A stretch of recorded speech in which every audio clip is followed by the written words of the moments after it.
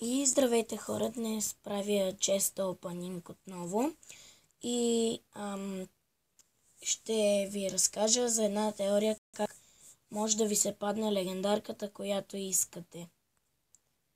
И нищо ново в клана. Да започваме, казвам аз.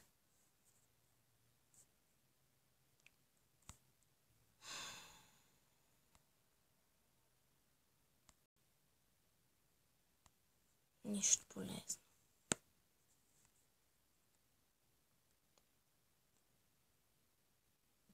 Това вече е малко по-полезно.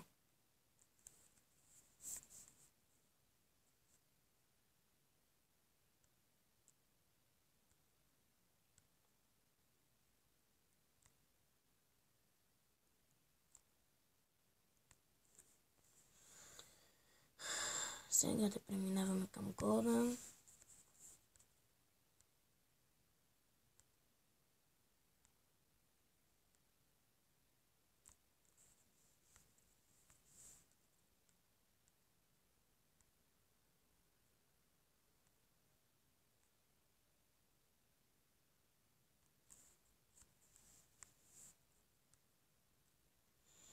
Но преди да отворя Magical Chest, ще ви разкажа теорията.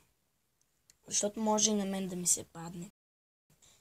Отивате и от легендарните карти, които нямате, от тези арени, на които сте, натискате я. Аз искам Спарки. Ето, натискам го.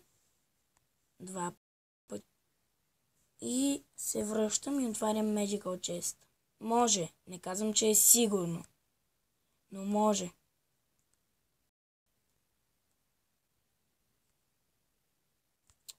Сега нито един път не ми се падала легендарна. Супер гадно. И това беше за днес.